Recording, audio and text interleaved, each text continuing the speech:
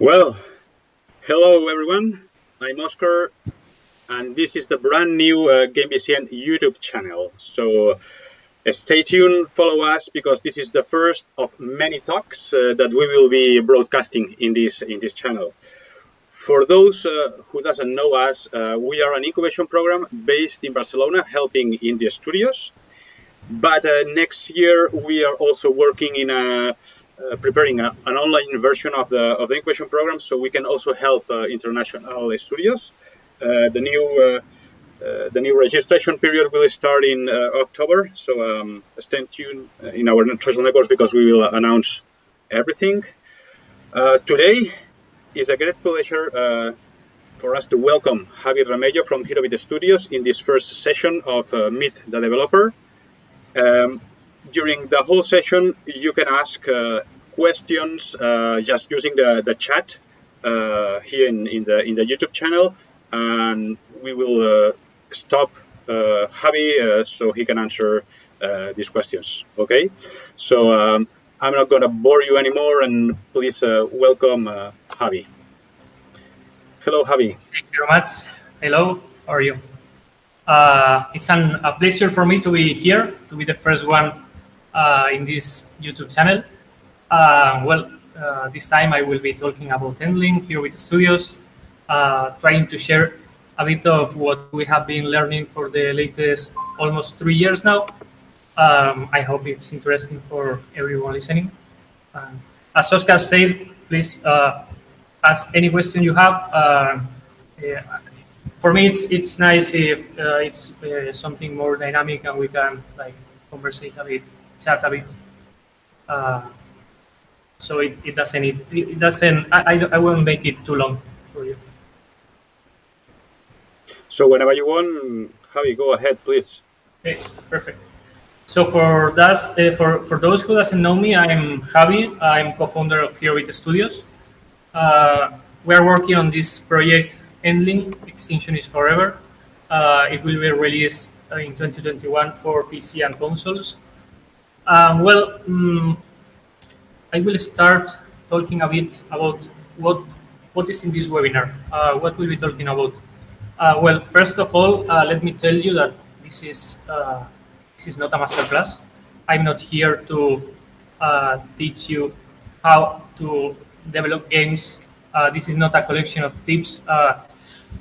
I will explain why, but this is neither a guide to game development or nor a webinar about how to make money. This is because for the latest 2 years I have been attending many webinars and conferences, talks, and everything, and everyone told me always like, you have to do this if you want to succeed. You have to avoid doing this other thing.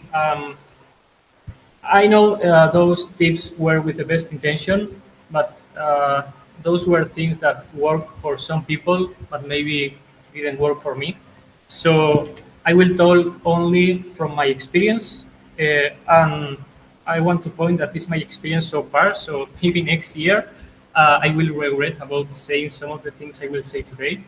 But right now is the knowledge I have, and that's what I will share with you. So this is how everything started. If you are interested in creating your own video game company, or if you are just curious about how everything started in Herobeat Studios, well, in this picture you can see Pablo and me in a coffee shop. We were just chatting about a cool project that I wanted to develop. It was about a Fox game. It was not Endling, indeed, because it has evolved a lot for the latest 2 years. I had just quit my job. I had an idea about doing some crowdfunding for this project, and I knew Pablo was a super cool concept artist, so I asked him like, hey, we have been former colleagues. I know you are super pro, so please make a logo for the game I want to do, because I need some branding for my Patreon campaign. And he was very interested and very motivated in the project. I guess that was the first time I pitched Endling. He told me that he didn't want to do the logo, but instead he wanted to join the project. He was also very tired of his current his job by that time. So he decided to join me. The only condition he had was to make something that we could be proud of. Like if in some years the project was not working or whatever, at least we could have something that we were proud of and we could say like, hey guys, we failed, but we did this and it was really cool. So that was the idea. In that picture, you see Pablo holding a production plan. That was the first roadmap of Endling. Of course, it has nothing to do with the current roadmap we have. It was a very small project. The roadmap could fill in one page. So imagine now. Almost 3 years later, things have turned on very different. Right now, we end up funding Herobeat Studios, and right now we are 21 people working on the project. Most of us are working in house. Well, not now with the COVID situation, we are all working remotely. But basically, we are 17 people working full time and 4 freelancers. And as you can see, the roles are very different. We are 3 programmers, a couple of animators, some 3D artists. Of course, it's a 3D game. We have 3 designers, writers, some designer, composer, rigger, technical artist, environment artist. So we are filling many different roles, and we are very proud of the team we have right now. So those are their faces. Um, so that way you can meet them. Mm, we started being only 2, Pablo and me. Um, Little by little, we were growing, and I will tell you now how was this process. Uh, that's this speech about this talk about. Oh well, before we move to the next slide, well, I will let you know a bit about Endling, the project we are doing, in case you don't know it. It's a side-scrolling game. It's an eco-conscious adventure, and you control the last mother fox on Earth. She has 3 little cubs, and you have to take care of them. That's more or less the elevator pitch of our project. And well, I have to say that it's not a Disney story. It's very harsh. The conditions are very hard for these mother folks, and we are trying to represent here how our world could be in the following like 100 years. That's where we could be actually if we don't change our consumption habits or we do nothing about changing the future. So this is not a story about. I mean, it's not a sci-fi story. It is a dystopian future. It could be or close future. So I'll let you see the video.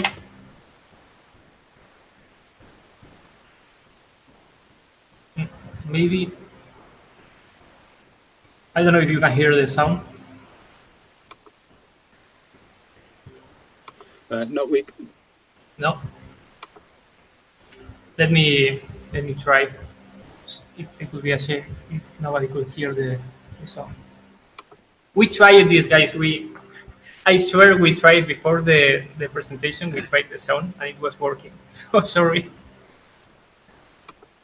Try it again, Javi. Okay.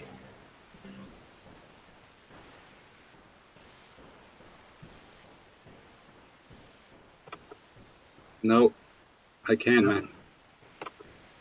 Okay, hold on. Maybe it's a matter of how we are sharing the screen.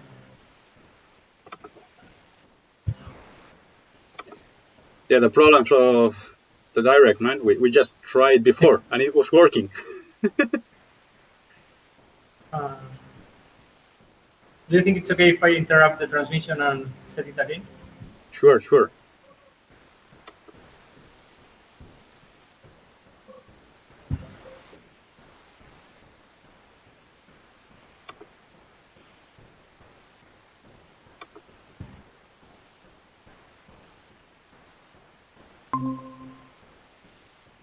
Okay, let me know if you can see it now. Crossing fingers.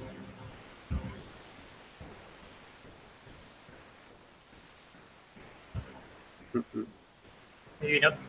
No.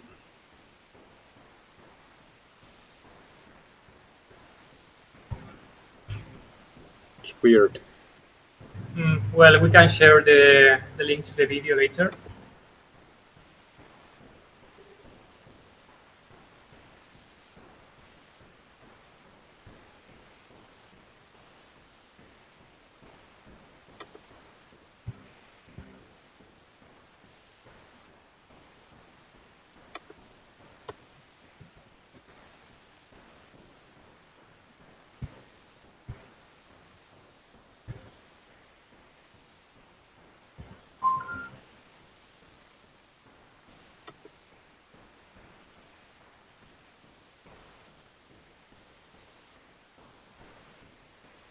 Okay, so it's a shame that you couldn't hear the audio, but let's continue anyways. Okay, so uh, this is the roadmap for this talk. Uh, you already you have already seen the number one, the coffee part, and let's continue by the number two, the NBCN. Um, well, we will go through many different events that are very. I feel they are very important for how Herobeat Studios turned out. Mm, from the very beginning of the conception, even before the conception of the project, to the moment we are right now. This is more or less where everything started. Um, it was February 2018. We had this idea of developing this project. It was not named Endling by that time, um, and we were like looking for some place to, to stay, like uh, looking for an office or some place where we could work. Somebody told me about this incubation program, game.At. Oscar was managing this program. He was the coordinator, um, and we applied at the beginning.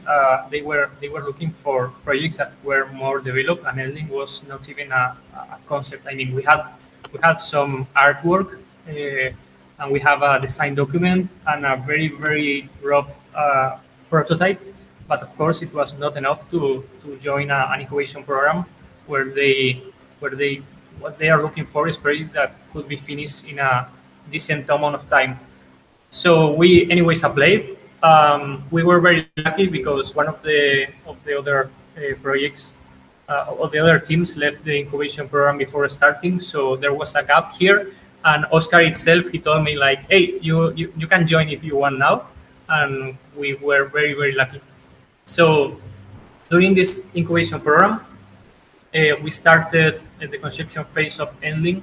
It was we were like developing the idea for almost 6 months, and at the end of the program, we had the first video of gameplay that we could show to in some event.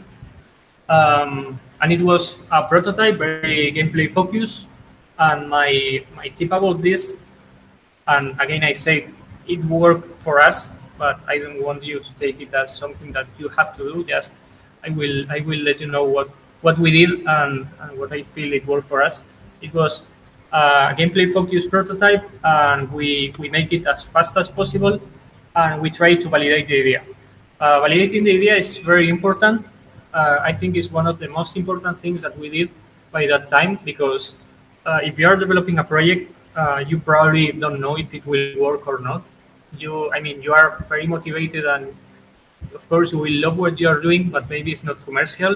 So it's very important to validate everything before continuing, because uh, in this moment we had our own savings. We have been working in video games in the video games industry for some years. The only money we had was our savings. So we decided to invest everything we had in this project, and of course, we didn't want to do it if we felt that this project was going to be a failure. So uh, thanks to Game BCN, we were like counting with the advice of many mentors. We had many mentorships, uh, super pro people helping us to develop the idea, to test everything to help us to establish a pipeline for the work we were doing. So it was super nice. And also we met some cool developers that we are still in touch with. Um, and making contacts is also very important. There were many talks. There were like networking events. It was super nice. We had a great experience in GameCN. And I'm not saying this just because Oscar invited me to give this talk, but it's the real thing.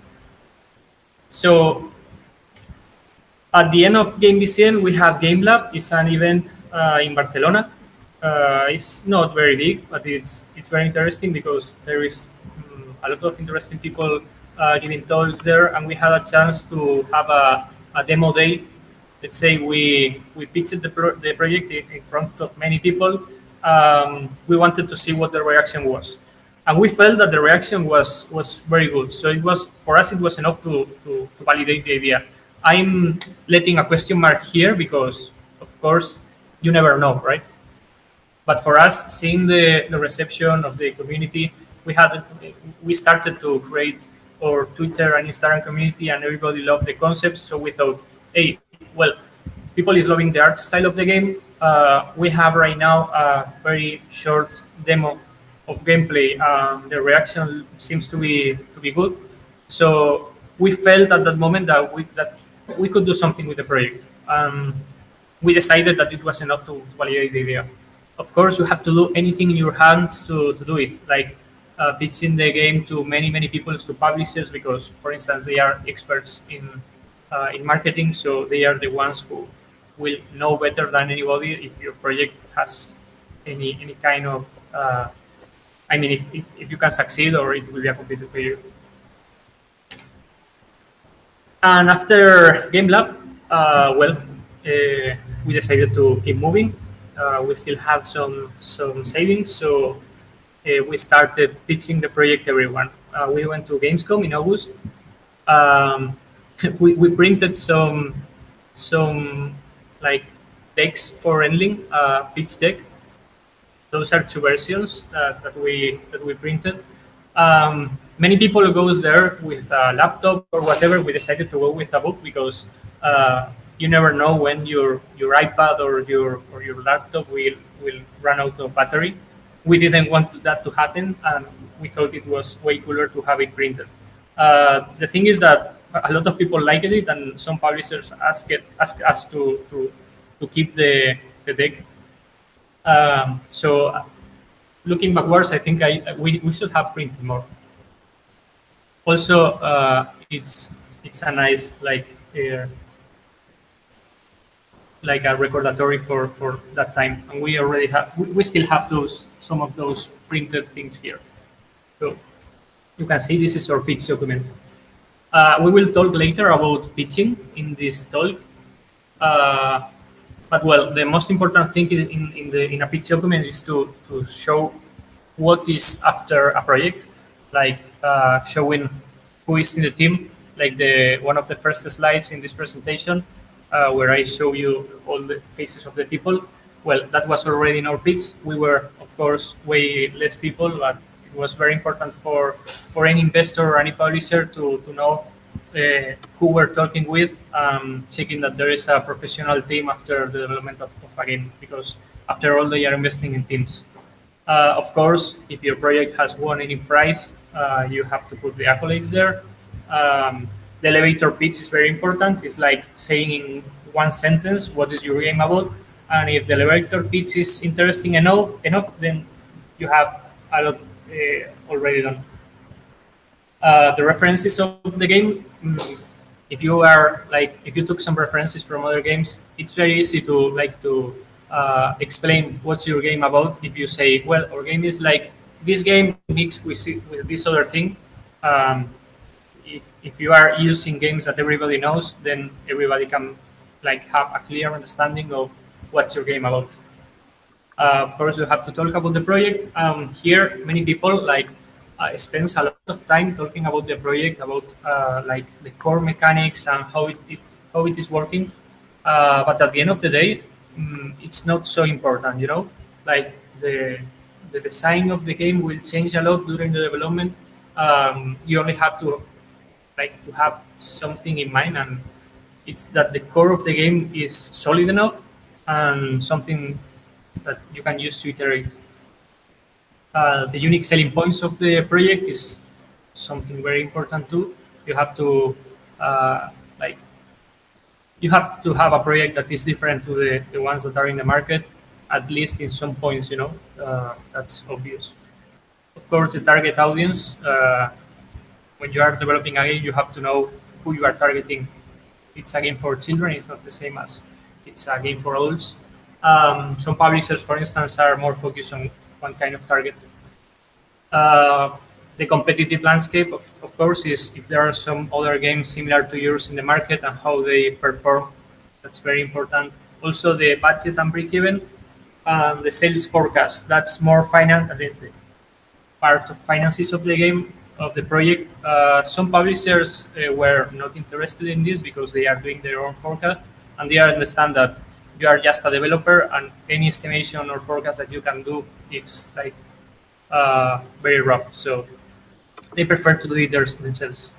And of course, call to action. If you are pitching, not only for publishers and for investors, but if you are pitching your project to anybody, you have to let them know what you are asking for. Like, are you looking for QA or just marketing, or do you need funds?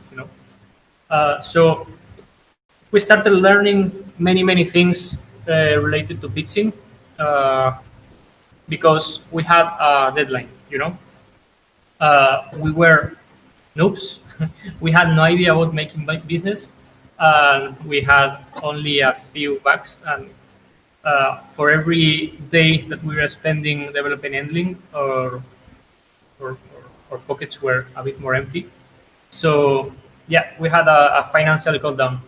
Uh, when we started the project, we said, okay, let's try for a year. If after a year we didn't get any funds, then we have to assume that the project is not very interesting, or we cannot afford it. Just that maybe we can try to do something easier or something smaller.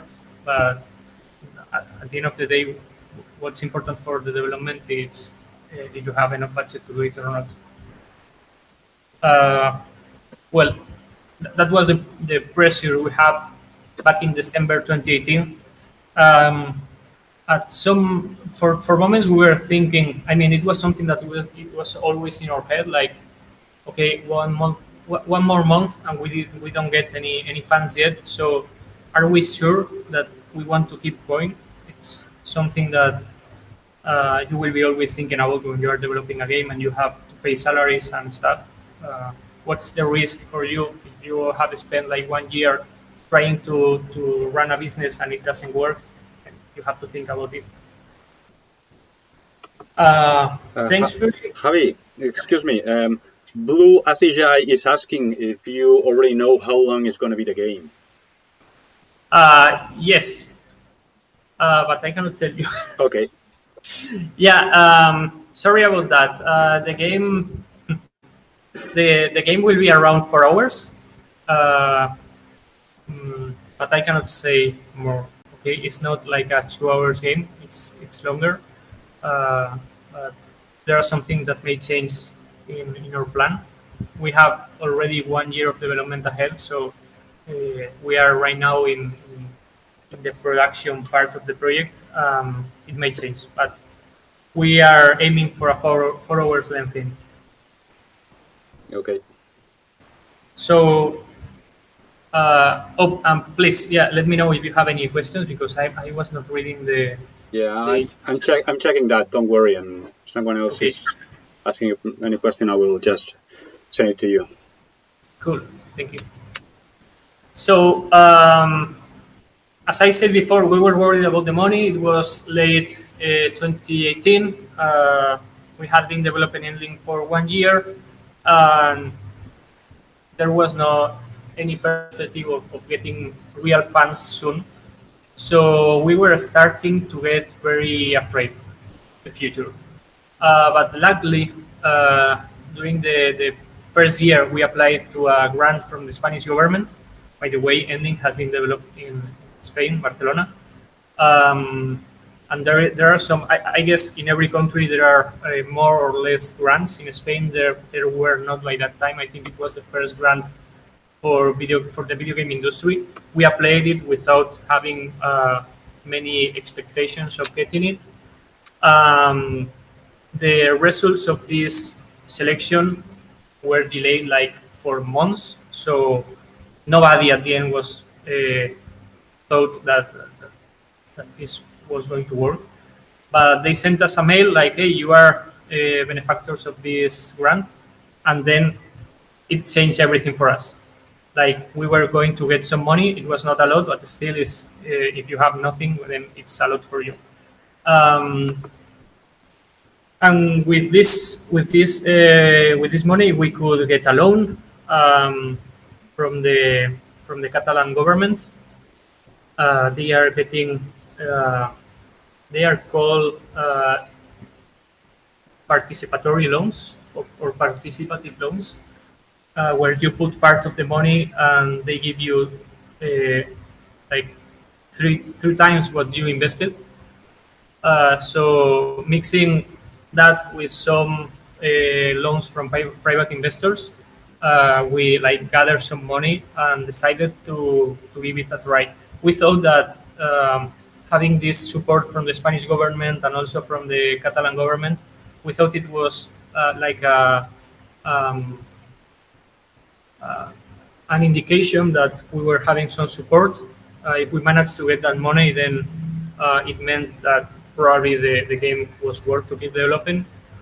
Um, and then we established another milestone. We thought, okay, with this money, let's reach next Gamescom 2019, and let's see what can we do by that time. We thought that we could have a really cool new demo, a vertical slice, acknowledging all the problems that we had in the previous one. That the main problem that we had in the previous demo was that it was very short and it was showcasing like a cool art style, but at the end it had not a lot of gameplay. And of course, you cannot focus in both things. Like, or I mean, it was very short, 5 minutes. So rather you show gameplay or you show art. So so we decided to show the art style, but everybody told us like, okay, the art is nice, but we want to see the gameplay. So for this new demo, we decided to focus on the gameplay. And we tried to keep the art style in the same level, in the same production value that we have in the previous demo. Let's see what we could do with the gameplay. That everything was like designed and we knew what we wanted to do, but it was not developed. So when we started getting those funds from the Spanish government and the Catalan government, we had to start thinking on the business and the financial plan of the company. It's not like we didn't have any plan. We have it indeed, but it was not so detailed. When you have to ask for a loan, they start asking you for a lot of papers. And you have, I mean, that's serious business. You have to know what you are doing with your company. So we made like a master degree in financing in a very short time. We established what the production plan, the business plan, and the financial plan of Endling is what it is nowadays. We are very proud of what we managed to do in that time because the expectations of that plan, I mean, the plan itself has been like being accomplished. So that means that we did something good with that. Well, a business plan basically is an extension of the pitch document that we had. You have to go into a lot more details in the financial part of the project, and you have here a list of things, points that a business plan should have. At least in our experience, that was enough to get funds from the government. There is a lot of bureaucracy in the Spanish government, so I guess if it worked for us, then it will work for you in any country because it cannot be worse than Spain. So you have to talk about your product, the opportunity in the market.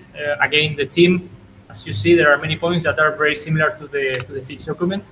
Again, about the target audience, the marketing plan, the marketing situation, what are your plans for internationalization of the project? Again, the unique selling points, what are your competitors, the marketing actions, what will be your strategy for delivering the product to everyone, and what's, of course, your production roadmap. Uh, as I said, it's some. I mean, you have to try to explain how your game will be profitable for anybody, for somebody that doesn't know that knows nothing about video games. So you can always hear the question like, why are not you doing a MOBA or a battle royale or whatever? If those are the projects that are working the most, right? So you have to be prepared to answer that kind of questions. And if you know your product and if you know what you are doing, why you are doing it, you will know the answer. Like, yeah, making a battle royale game or a multiplayer game is super expensive. We're aiming to this other kind of target. We know like adventure games are very profitable for indie games, even if they are short, because we are aiming to some kind of public that is looking for this kind of experience. So it's a matter of knowing your product, knowing your game, and knowing how to answer those questions. It's very important because uh, you can be very passionate about your game, but if you don't speak the same language as some investor, then you will get no money, so you will go nowhere. So it's very important to have a very strong business plan and also a financial plan. As for the financial plan, again, we were not. I mean, I am a programmer. My partner is a concept artist. So about about finances, we only knew how to manage our home finance. Like uh, we didn't know what the taxes were for anything. So again, we had to do like a master on financing. Um, it was crazy when we started like learning about a bit, at least a bit of what we needed to develop the project. We started realizing how bad we were in that moment. Like there were many things that we were not expecting to pay with. I mean, you know, uh, but at the end, it's something that you have to afford. For instance, only the expenses for the employees uh, were like twice the money we were asking for. So before getting any funds, it was super important for us to know exactly what we needed. If we have time later, we can do an exercise checking what the budget for a, I mean, in a very summarized way, but we can check how the budget could be for a project in 2 years with, I don't know, 10 people or so. Um, so I will come back probably later to this point. But anyways, if you are looking for creating your own video games studio, just uh, ask me any questions. I will try to ask you in the experience we got, because there were many things that we didn't count on. Um, yeah, epic mega grants. By that time, August. I mean, we were just about to release the.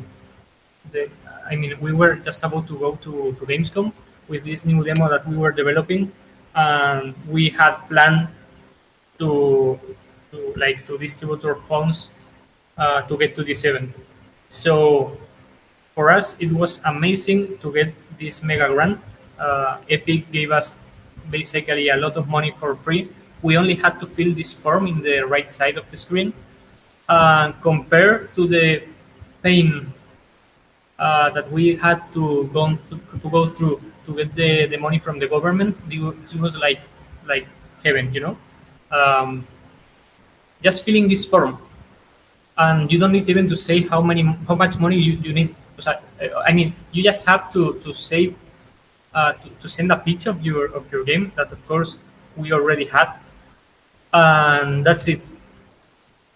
Um, with that money, without okay, now we don't need to stop after going to Gamescom and start looking for funds. We can like get listen to the feedback of everybody that we show the demo in Gamescom. We can like iterate this demo until we feel it's good enough to get the best deal and to get the best partner, because our intention was to look for a publisher or an investor there. So thanks to Fortnite and the unlimited money from Epic, we could like move to a new office. The team started to grow. Uh, we were by that time like 13 or so, and it was really nice because moving to a new office after being in a co-working or working from home, having your own space, it's super cool. It was a boost on the motivation of the team, getting the grant, uh, having the support from Epic. It was great, and also after this, just because we got this mega grant, we were invited to many events. They invited us to go to a GDC. Uh, it's a shame that GDC was cancelled because of the coronavirus, but at least the intention was there, and they were paying for the booth and everything. So I hope we can like collaborate or do something together in the future. So if you are developing a game using Unreal Engine 4, you have to apply to those grants because they give you a lot and they ask for nothing. Experience was super nice. I know probably some people here, if you are video game developers, will have some questions about this, about what we asked for in this form. But really, we didn't know what we were doing here. We just filled that form, and we did it we did it several times. Like they were never answering. That's okay. They don't answer every time, but eventually they sent us a message like, "Hey, give us your account number because we are going to send you some money." Then we were crazy with this. Maybe because you insisted so much. Well, I like to think that it was not a matter of insisting. Uh, of course, the first time we tried it, the game was not so developed. So every time we were filling that form, it was with some new feature or something new that we could show. At the end, I think we reached that point where they thought, okay, this Good. is this is good. This worth investing some money. So Yeah, so they are checking the project's evolution, right? And when they see that it's ready, then they just send you some money. I think so. They Good. never told me because they just told me, yeah, you have the money and that's it. But having sent the same game once and again for months, uh, I guess it was a matter of waiting for the proper moment until your game is good enough for them. So yeah, with that money, we were not in a hurry anymore, in a rush to get more funds, so we could like focus on getting the best partner we could. And in Gamescom, we were talking with Handy Games, our current publisher. We signed with them. They were super cool with us. They were very interested in the project, and we felt that they were very aligned with the project we wanted to do, with the experience we wanted for players of Endling to have. That's very important because uh, if you are going to work with someone for years in a project, um, you have to make sure that they understand what you are trying to do and they will not interfere in a creative way. And if they do, it has to be for good. Um, it was the first time for us working with a publisher, mm, and we didn't know uh, anything about um, what was a good deal. We had to ask to many developers, like what's the normal, what we can ask for. I don't know. Making a bit of research about how is to sign a deal with a publisher. At the end, it worked very well. They were very straightforward with us, very transparent. I mean, all those feelings were like, um, for us, it was like we had a good feeling with them, and we felt that they were the perfect partner currently. So from that moment, let's say we put a lot of pressure on ourselves. We started to get stressed because we defined like a very uh, detailed production plan that we had to meet, um, and then we started like stressing ourselves because we wanted to to deliver in time, of course. We had the need to fulfill the commitments we had with the publisher. We were afraid of disappointing them, but at the end, it's a trust-based relationship.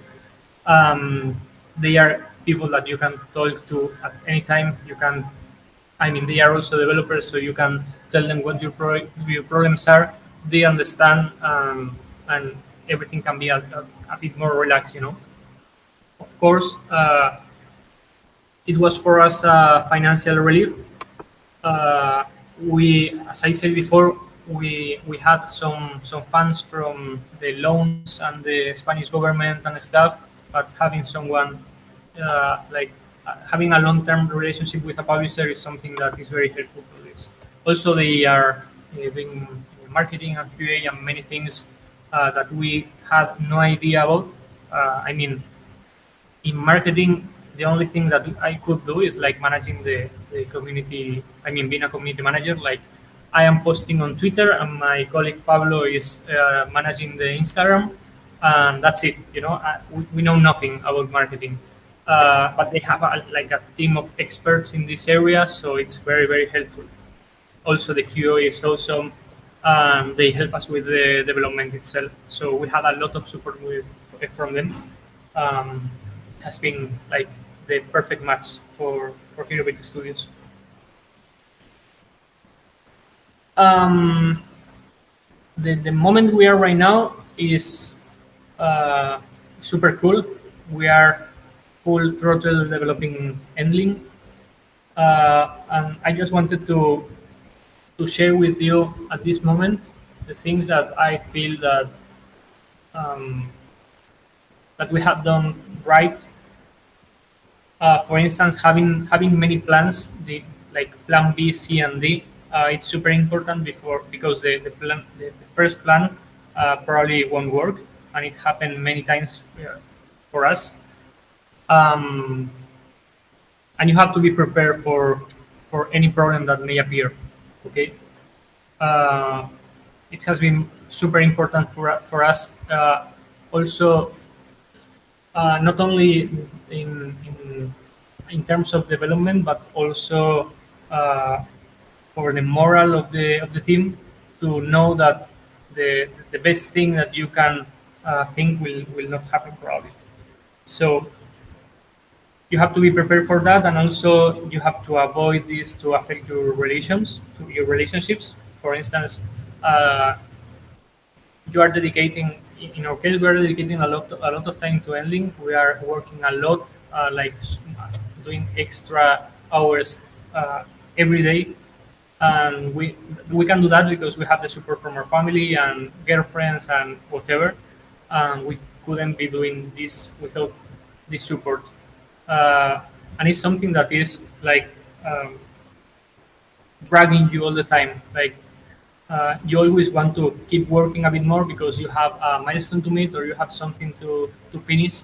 But at the end, there is like a long way ahead, and you have to be working for years and years, and the work will never end. So you have to keep an eye always in your relationships.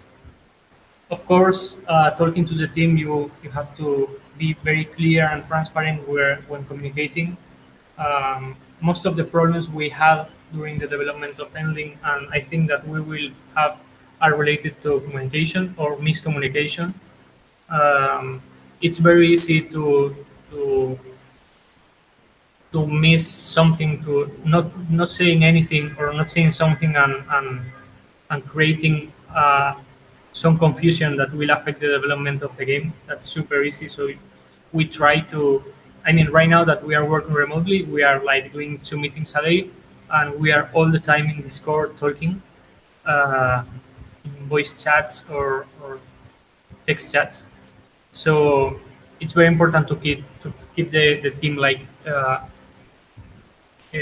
like um, how is in English, like working in the same direction. Of course, it's as I said, it's a long distance race. You have to avoid getting burned because uh, you have to keep working in the same level for years, and it's very important also to keep the vision of the game. um, it's very easy to start to think at some point like, oh, this feature could be way better if we do it this way, and then at some point after working hours and hours in that feature, you realize that you are like deviating the project in a way that you didn't want to do it.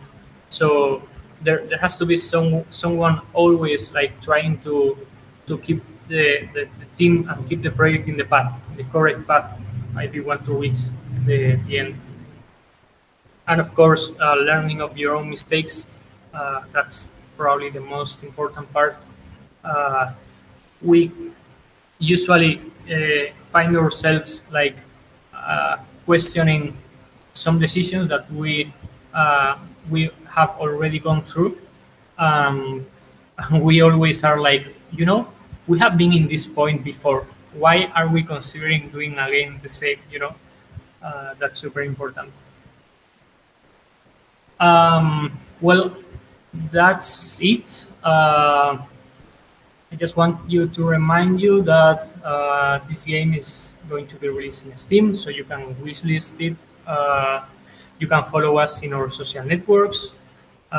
Please do it. And if you want to join the Discord, you will find an amazing community uh, talking there, and you can ask any developer whatever you want in at any time. We are super. We will be super happy to answer you any questions. So visit us there. Um, if you have any question right now, well, I will be here to listen to them. Good. Javi, first of all, could you turn the lights on because it's getting dark and you're just starting to see like just a black silhouette? Okay, sure. Hold on. Yeah.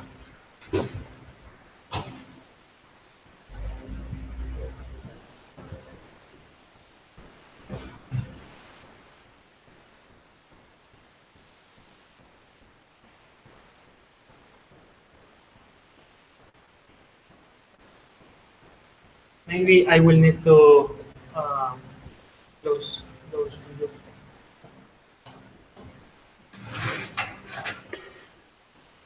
Well, it's time to ask questions, guys. So feel free to ask anything. And I will tell Javi now. Um,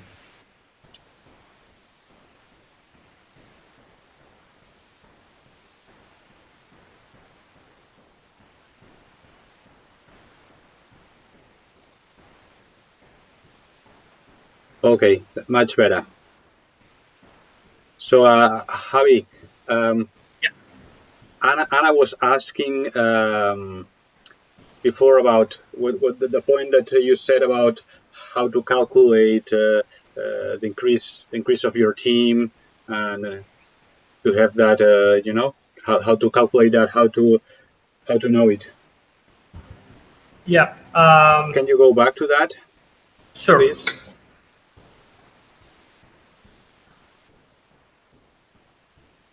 Where is it?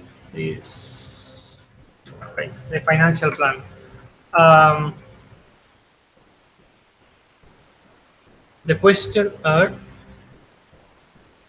Sure. Yeah, I will do that exercise. Good. I can change this screen.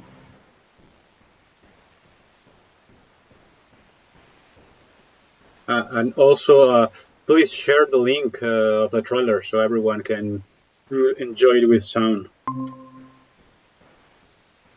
Yeah.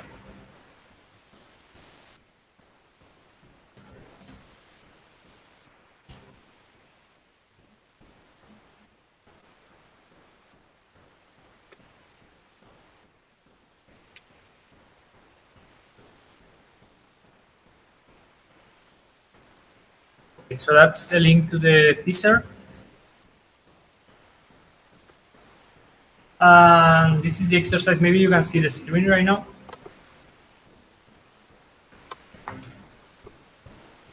So this is very a very rough estimation, okay, but it works quite well. I mean, of course, a financial plan has a lot of things to consider, but this is just about the size of the team and the cost of one employee over time for a project.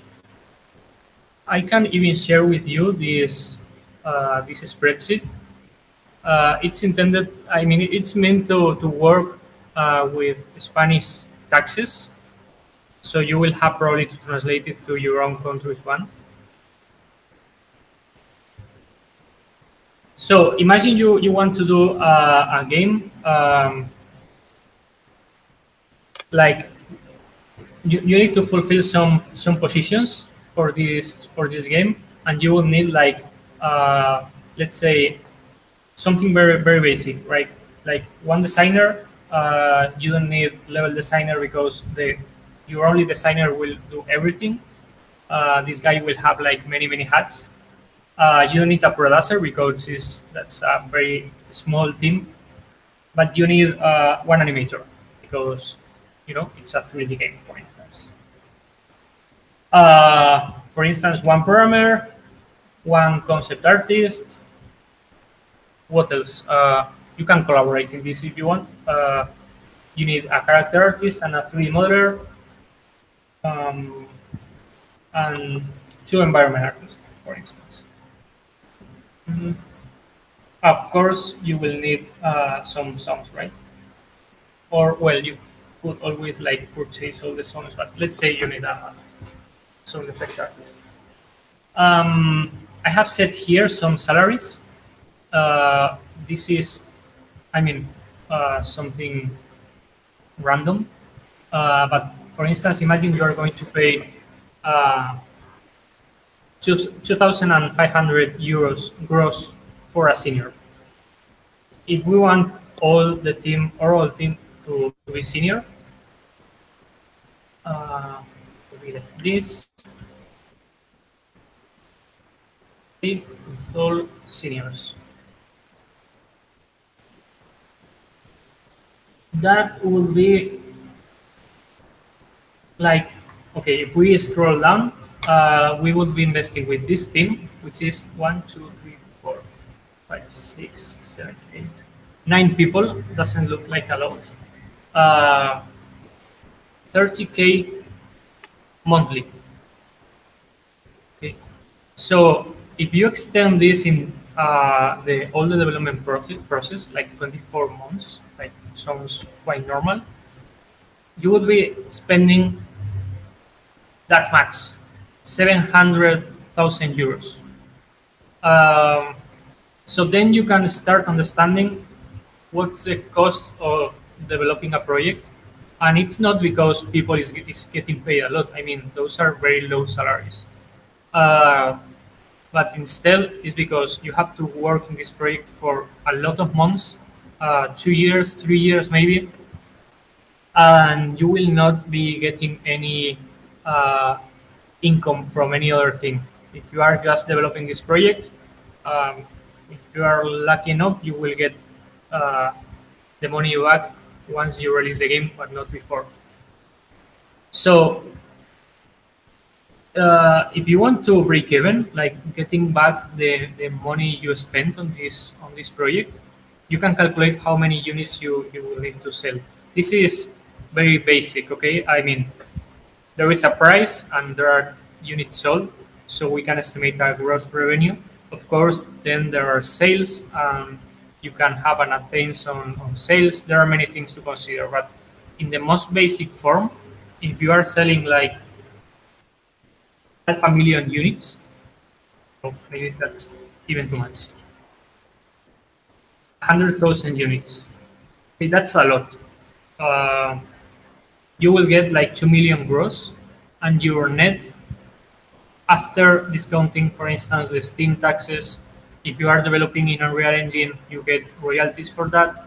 You are losing a 20% because of the region you are trading your project. I mean, uh, it will cost $20 in the US, but 20 euros in Europe. So at the end of the day, you are losing like a 20% of the total revenue just because of the change. And then you have to pay middleware, like we are paying for Wise, for instance, and it's like 2% of the cost of the project. And then you have to pay taxes to the government, and this is what you get: 800,000 euros. So you have to sell 100,000 units just to break even, maybe a little less or less. Okay, 95,000 units. Then you have to share this with a publisher or investors or whatever you had in your company. So uh, if you can like if you are confident about selling this amount of units, uh, then you can do the game. If not, then you should consider like stopping strike. I mean, in that moment, because uh, numbers don't lie. It's easy as that. Of course, as I said before, there are many other things to consider, but this can give you like a very real estimation of what the project will cost. Okay, Javi, Okay. Yeah. Tim Agley is asking which percentage of the project cost goes on taxes? Okay. More or less. Yeah. Well, that depends. This is the total uh, royalties and taxes that you will get. Of course, that depends on the royalties you are sharing with any investor or publisher. Uh, but yeah, at least imagine the 30% of Steam. I think Unreal is not getting 5% anymore. It depends on how many units you sell or if you reach certain amount of income. But yeah, you have at least to take this into consideration.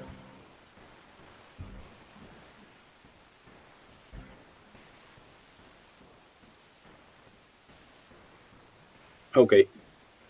Yeah, I saw this something similar to this in a tutorial around internet.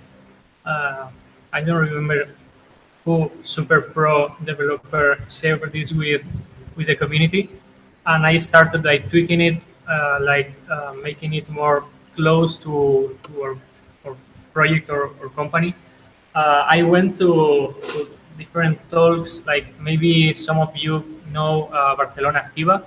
Uh, it's a place where they help you to start your own company, to start your own startup. They help you to develop a financial plan, a business plan. But it was very focused on running your, a kind of business that is from years, decades ago. Like when I was asking questions about publishers or having investors in the company and stuff like that, they were like, this is not the place for you. So you better get a lawyer or something like that, uh, and ask for financial support because we cannot help you. So so yeah. This is something that we were polishing month after month, like checking, okay, our estimations or forecast is accurate or not, and we were tweaking everything until we found this balance.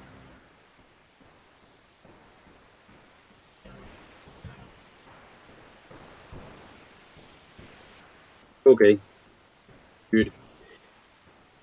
We have more questions, but not related with numbers.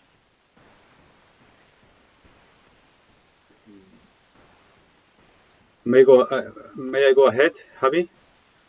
Sure, yeah. Okay, so Blue HSI is asking, will you consider collaborating with a streamer for the day one of the game, sharing the key of the game with them so they can sponsor it to the community?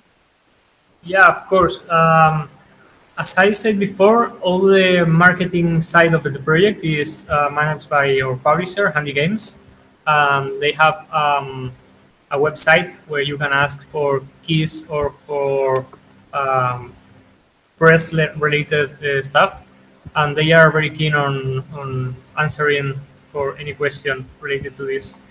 Uh, so yeah, I think they are collaborating with the streamers. So just send them a message and that's it. For me, it will be super nice to see some streamer playing Endling, So please do it. Okay. Uh, Also, Diego Adrada is asking, before having signed a deal with a publisher, did you already have a Steam page for the game in order to promote it? Yes, we had the Steam page, we had Twitter, Instagram, Patreon, we had anything we could have. Um, some publishers prefer that you don't have any Steam page because they will do the marketing. Um, if you already purchase a Steam page, then you have to transfer it to them. But there is no problem at the end. For us, we had already like created the page, and there was no problem with that.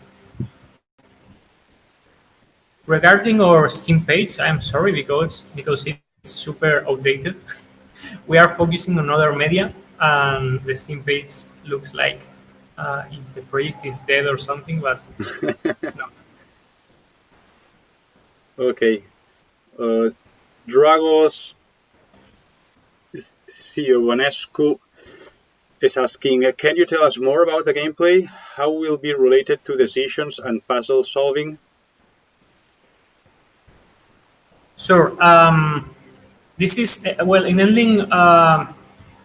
Endling is a side-scrolling game. I think I already told it, but you can interact with different elements in the background, and you can navigate and explore a full 3D environment.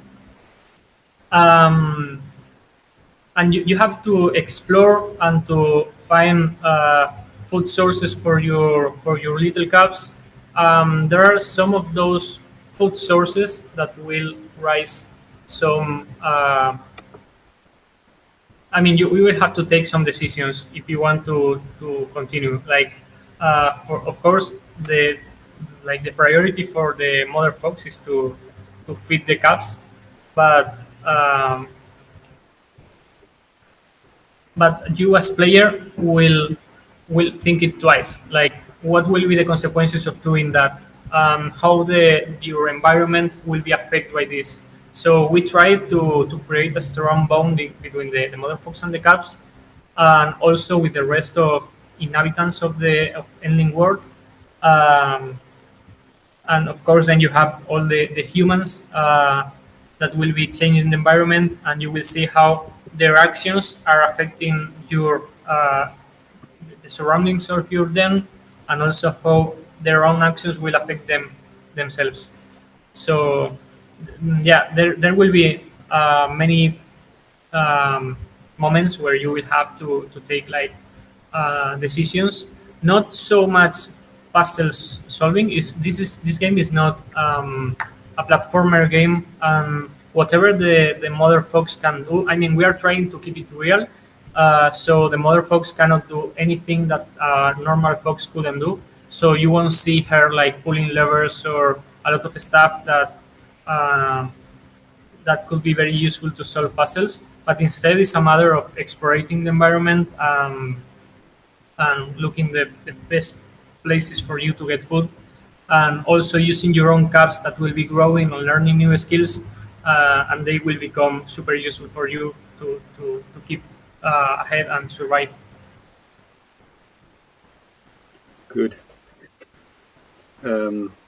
Javi, can you just stop sharing the screen so we can just see your good looking face? Okay, sorry about that.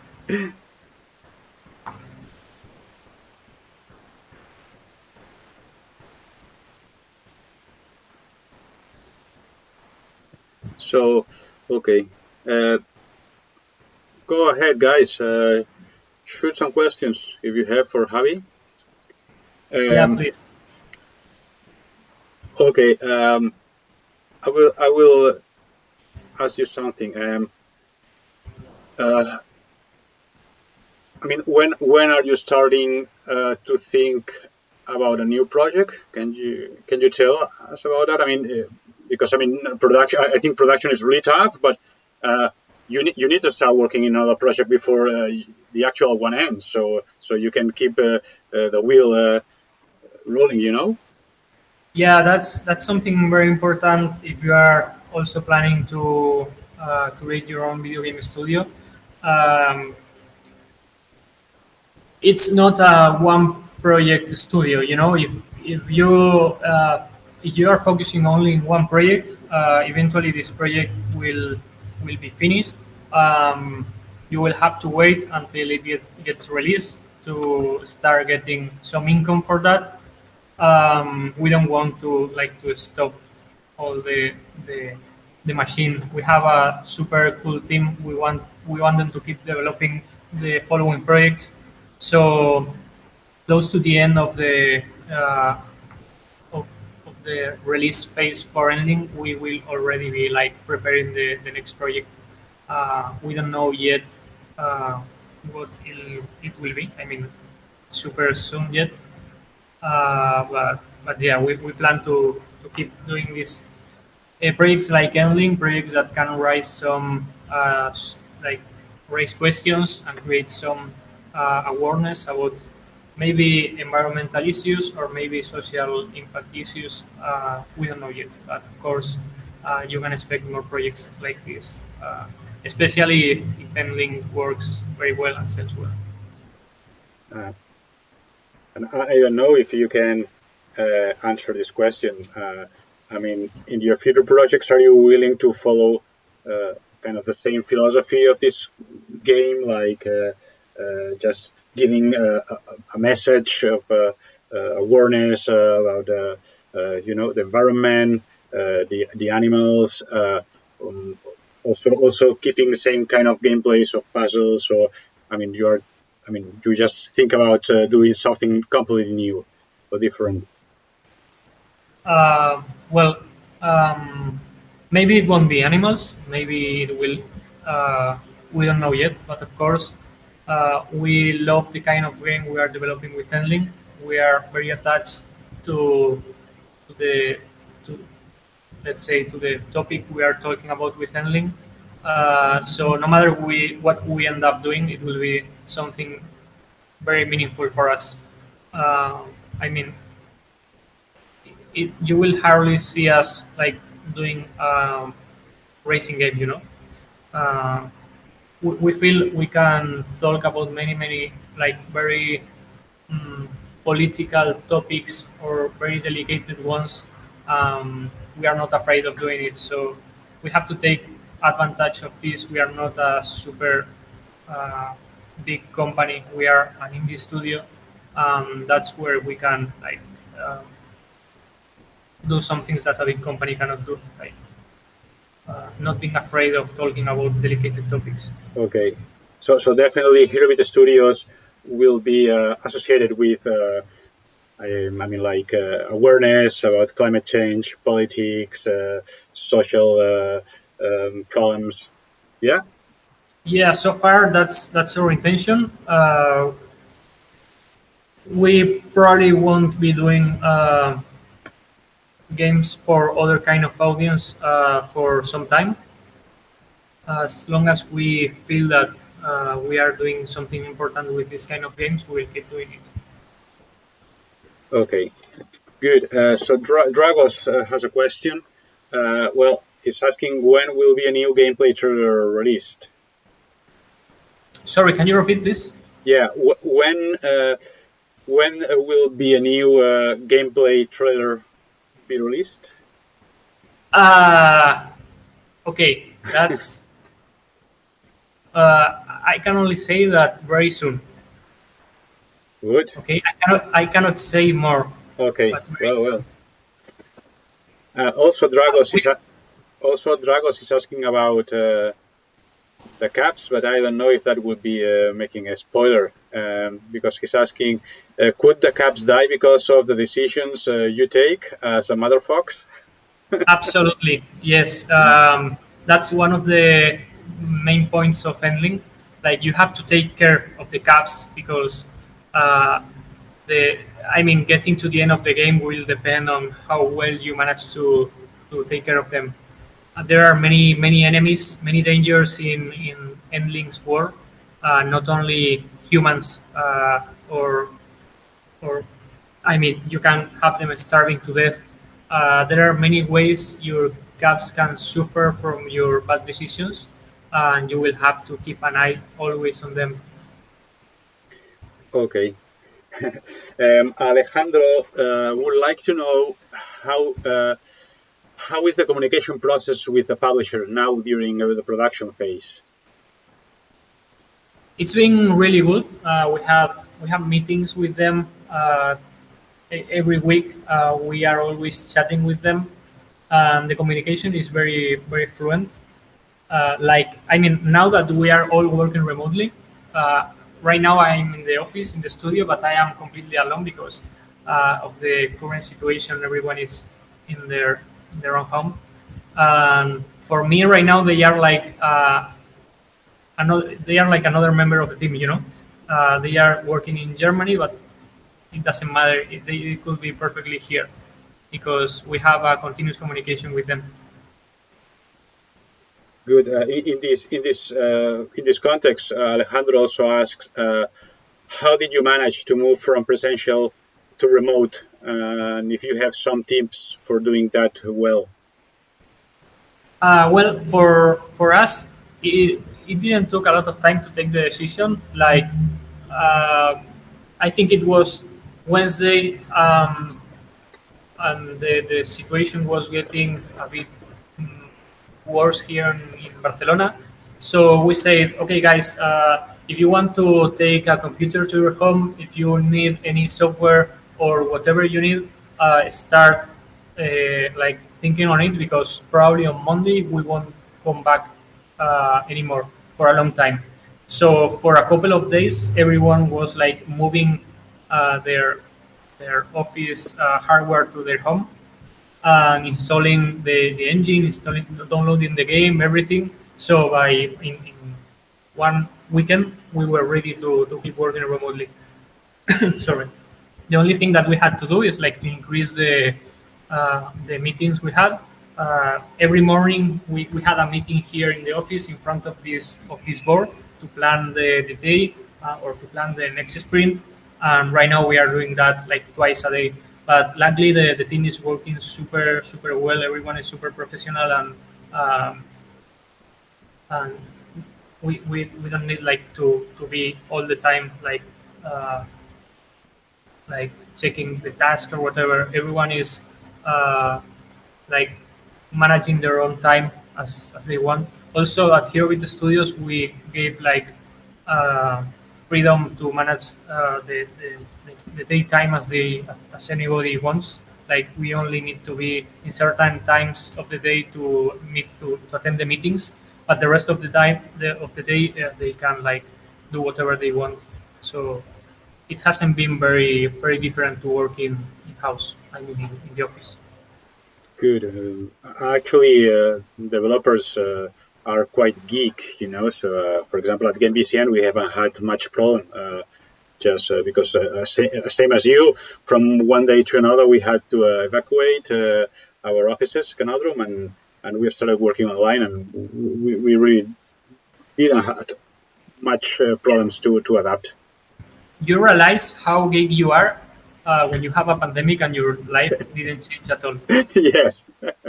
So yeah, the only problem is that of course here in the office we have very comfortable chairs and everything. And in my house, for instance, I was working with um, like I mean, I was not in good condition. I didn't have the equipment to work properly at my home.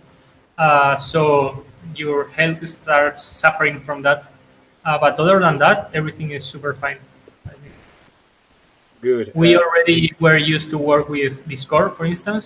We used Discord as a way to communicate. We use Asana for managing the tasks. So anything changes.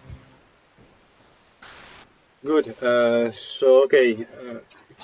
I will pose you two questions, one from Dragos, one from Marti. So Dragos wants to know what is the reason for choosing climate change as the main theme of the game, and the second question posted by Marti is that have you ever thought of somehow teaming up with the current climate justice and ecologist movements, Yeah. NGO? I just wanted to say that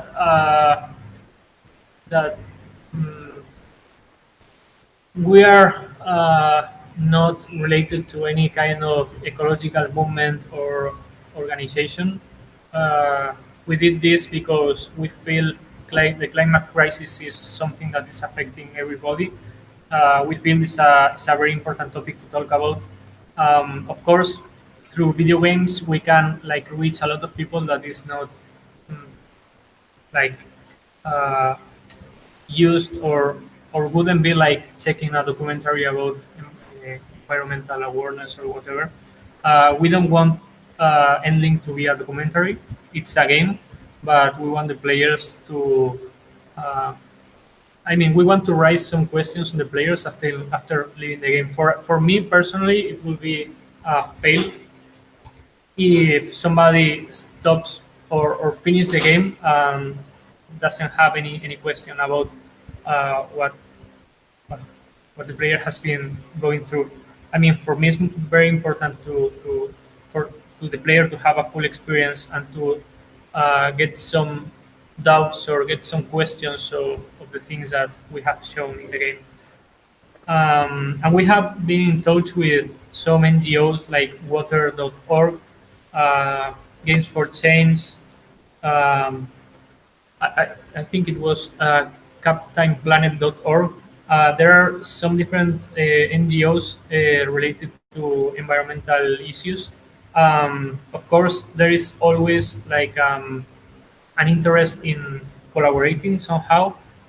We didn't get any deal, but the communication has been there, and like uh, maybe in the future we will like um, do something together. But right now there is nothing on the table. So Good. Dragos is also interested in knowing how did you choose the art style for the game? that's an easy question. uh, yeah, the the day I met with Pablo, the art director and concept artist of the game, also co-founder of Herobeat Studios, I came with this idea and I told him, like, "Yeah, Pablo, I think this idea is cool." Um, and of course, when he decided to join, I told him, like, but you will manage the art style. Uh, you will use your own art style because it's super cool, and we think I think we can do like a super great game with your art style. um, and that's it. We didn't want to make anything like realistic. We think the cartoony style fits super well with the topic of the game, because especially because of the contrast. We are talking about very dramatic things, very sad things in the game, and having this cartoony and cute style creates a heavy contrast that helps a lot to deliver the message. Looks like something contradictory, but works really well. Good. Well, I don't know if the audience has any other question. Let's wait a couple of minutes. So I will launch you one. Are you according to planned production, launching the game in summer. Is it summer 2021? Well, it's 2021. We have not set a date yet uh, because, of course, many things can change. Uh, Don't you have to set that with the publisher? I mean, they don't want to know no, exactly. they are the ones in charge of the release date. That depends on the calendar. There are many things involving the release date, so that's in their side. So they will choose the date that they feel that fits better for game. We are okay with that. You know, we know very little about the market, and they are the experts, so we completely trust in their decision. Okay. I mean, we can't wait to play Endling. So we hope. Are you planning to have a demo, a public demo for players, so we can just start enjoying it?